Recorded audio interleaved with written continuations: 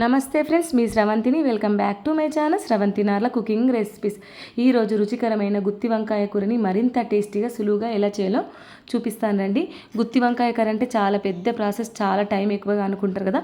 ఈ విధంగా చేయండి, చిటికెలో అయిపోతుంది గుత్తి వంకాయ కర్రీ. ముందుగా మసాలా ప్రిపేర్ చేసేసుకుందాం. చూడండి, నేను ఒక ప్లేట్లో 2 స్పూన్స్ పల్లీలు, 1 స్పూన్ నువ్వులు, కొద్దిగా ఎండు కొబ్బరి, 2 ఇలాచి, 2 లవంగాలు, కొద్దిగా దాల్చిన చెక్క, 1 స్పూన్ జీలకర్ర, 1 స్పూన్ ధనియాలు ప్లేట్లో రెడీ చేసి పెట్టుకున్నాను.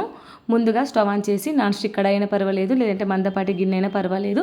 మనం ఇప్పుడు ఈ మసాలన్నిటిని అందులో వేసేసి దోరగా లైట్గా మాడకుండా మంటను లో ఫ్లేమ్లో పెట్టేసి ఒక 5 మినిట్స్ వరకు కలుపుతూనే ఉండాలి. బ్రౌన్ కలర్ వచ్చేంత వరకు మంచిగా వేయించుకోవాలి. నువ్వులు, పల్లీలు ఇవన్నీ ఈ మసాలా అంతా కొంచెం కలర్ చేంజ్ అయింది చూడండి. ఇలా వేయించిన తర్వాత స్టవ్ ఆఫ్ చేసి చల్లారబెట్టుకోవాలి. ఇప్పుడు మిక్సీలో వేసేసుకోవాలి. ఒక 6-7 వరకు వెల్లుల్లి రెబ్బలు. నేను ఇక్కడ ఒక 1/4 కిలో వంకాయలు తీసుకున్నాను. ఆ 1/4 కిలో వంకాయలకు సరిపడా చిల్లీ పౌడరు, రుచికి సరిపడా సాల్టు. ఇప్పుడు ఇందులోనే ఒకటి పెద్దగా కట్ చేసిన ఆనియన్స్, ఇందులోనే ఒకటి పెద్దగా కట్ చేసిన టమాటో, కొద్దిగా నానబెట్టుకున్న చింతపండు గింజ నార లేకుండా ఇందులో వేసేసి మనం మిక్సీ మూత పెట్టేసి ఫైన్గా స్మూత్గా మిక్సీ అయితే పట్టుకోవాలి. ఈ విధంగా పేస్ట్. మీకు వాటర్ కొంచెం పడితే అనిపిస్తే వేసేసుకోండి. నాకు అసలు వాటర్ అనేది యూజే కాలేదు. ఈ విధంగా స్మూత్గా పేస్ట్ పట్టుకొని పక్కన పెట్టేసుకోవాలి. మనం ఎలాంటి పెద్ద ఫంక్షన్ అయినా సరే గుత్తి వంకాయని ప్రిపేర్ చేయాలనుకున్నప్పుడు ఇలా చేసేయండి. క్షణంలో ఎన్ని కేజీస్ వంకాయ కర్రీ అయినా అయిపోతుంది. ఈ విధంగా చేస్తే రుచి కూడా చాలా బాగుంటుంది. ఇక్కడ ఒక 1/4 కిలో వరకు ముళ్ళ వంకాయలు తీసుకున్నాను. వాటి ముళ్ళు తీసేసి ఈ విధంగా ఘాట్లు అయితే పెట్టుకొని ఇప్పుడు సాల్ట్ వాటర్లో కట్ చేసేసుకొని వేసేసుకోవాలి. సాల్ట్ వాటర్లో వంకాయలు వేయడం వల్ల వంకాయలు అనేటివి ఎంతసేపు అయినా నల్లబడకుండా ఉంటాయి. ఇప్పుడు వంకాయలు కట్ చేసి పక్కన పెట్టేసుకోవాలి. మరొకసారి స్టవ్ ఆన్ చేసి ఇప్పుడు నేను ప్రెషర్ కుక్కర్లో వంకాయని చేస్తున్నాను కాబట్టి త్వరగా అయిపోతుంది. టేస్ట్ కూడా చాలా బాగుంటుంది. కొంచెం వంకాయకి కర్రీకి ఆయిల్ ఎక్కువగా పడుతుంది కదా, ఒక 1/2 కప్పు వరకు అయితే ప్రెషర్ కుక్కర్లో ఆయిల్ అయితే వేసేసుకున్నాను. ఇలా ఆయిల్ హీట్ అయిన తర్వాత 1 స్పూన్ ఆవాలు, 1 స్పూన్ జీలకర్ర, కట్ చేసుకున్న 2-3 పచ్చిమిర్చిని వేసేసుకొని కొద్దిగా కరివేపాకు, 1 టీ స్పూన్ పసుపు వేసేసుకొని పచ్చిమిర్చిని కొంచెం ఆయిల్లో ఫ్రై చేసేసుకోవాలి. ఇలా ఆయిల్లో మంచిగా ఫ్రై అయిపోయిన తర్వాత ఇప్పుడు నేనైతే స్టఫింగ్ ఏం చేయట్లేదు. స్టఫింగ్ చేసినా కూడా వాటిలో నుండి ఊడిపోతుంది కాబట్టి ముందుగా వంకాయలను అయితే వేసేసాను.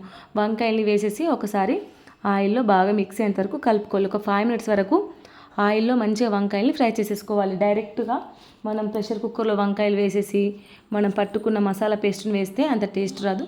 ఫస్ట్ వంకాయల్ని ఈ విధంగా ఒక 5 మినిట్స్ వరకు ఆయిల్లో మంచిగా మగ్గనివ్వాలి.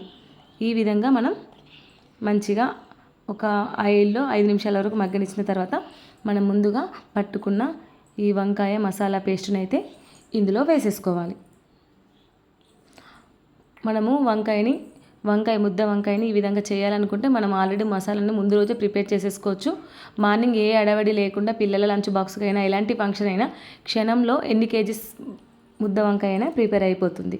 ఇలా మొత్తం మసాలా వేసేసిన తర్వాత ఒక 5 మినిట్స్ కలుపుకోవాలి. ఎందుకంటే ఇక్కడ ఆనియన్స్ కానీ టమాటా కానీ పచ్చి వేసాం కాబట్టి ఒక 5 మినిట్స్ వరకు నూనెలో వేయించాలి. మసాలాని వేయించిన తర్వాత ఒక 1/2 గ్లాస్ వరకు వాటర్ పోసేసి బాగా మిక్సీ అంతవరకు కలుపుకొని మీకు ఇంకేమైనా పడుతుందా లేదని నోట్లో కొంచెం రుచి చెక్ చేసేసుకొని ఇలా కలుపుకొని ఇప్పుడు మంచిగా ఒక పొంగు వచ్చేంతవరకు కలుపుకొని పైనుండి ఇలా సన్నగా తరిగిన కొత్తిమీరని అయితే వేసేసుకొని మరొకసారి కలుపుకొని కుక్కర్ మూత పెట్టేసి